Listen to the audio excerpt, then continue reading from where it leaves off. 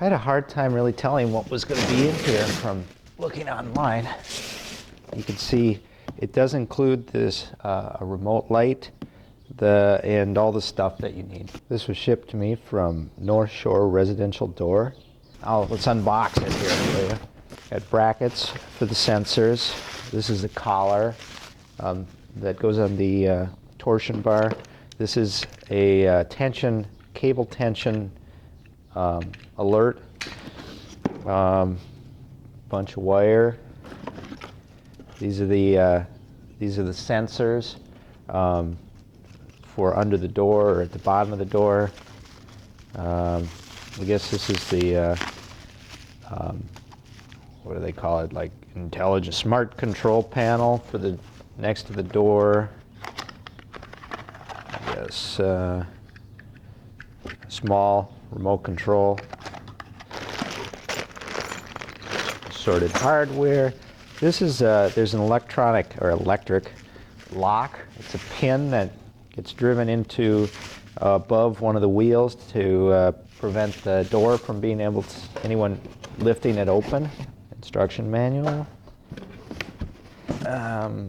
Remote control light, and the opener itself, which is pretty heavy. First steps are to attach this collar. The torsion bar is going to go into the side of the motor here, and there's some collars that tighten around it, and then we're going to mount it to the wall. And on mine, it's going to go on the left side like it's shown in this picture. So let me do that really quick. Well, that part was truly simple.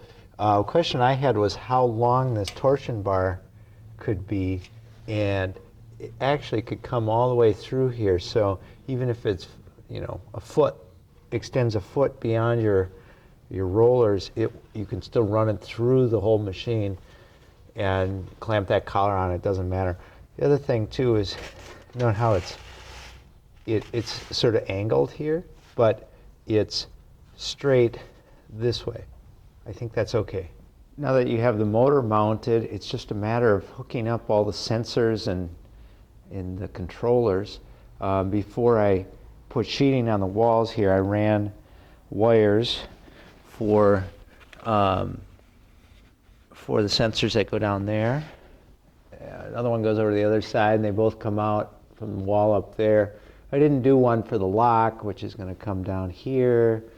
And then there's also one for the cable tensioner, which is supposed to go to the other side. I'm not sure why it can't be right here, but I'm going to put all those on now.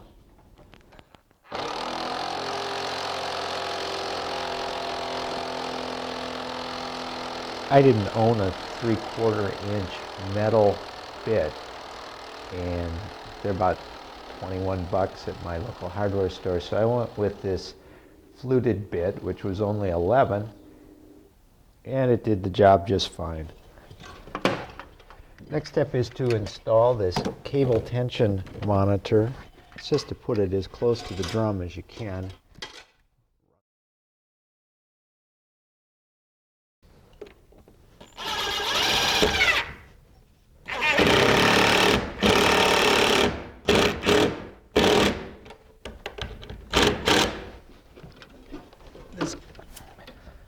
Right now, so I've got these electronic eyes hooked up, and I've got the lock hooked up, and I've got all the wires relatively organized going to the control unit.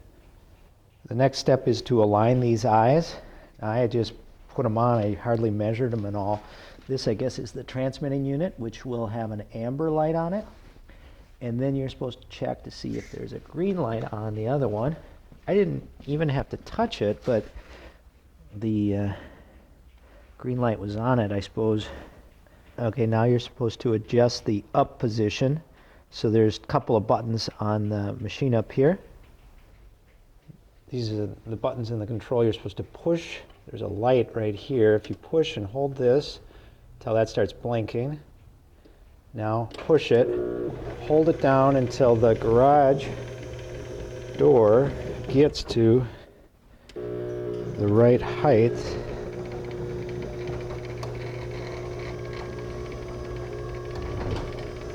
Which is about there. And then we stop, and then we're supposed to go push the wall unit. I just have this set up here until I sheet this wall and I can mount it on there, but that, I guess, sets it. Now we got to do the same thing with the down control. Okay, here it goes. Big first test. Ooh, it works, and listen how quiet it is. See if it stops.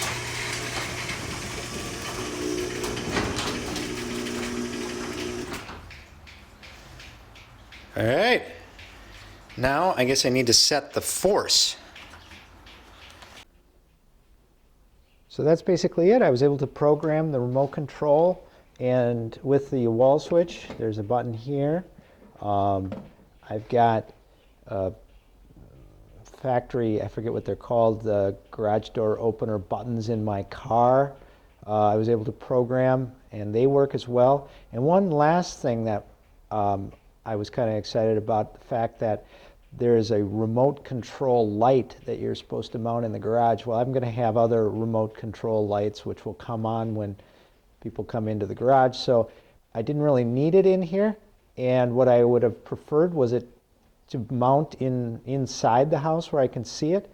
That way it will come on when there's a motion detector. If anyone were to come into the garage or open the garage door, especially at night while I'm, in bed, it'll turn a light on in my room. The range is easy, it made it there without any trouble. So, so far so good.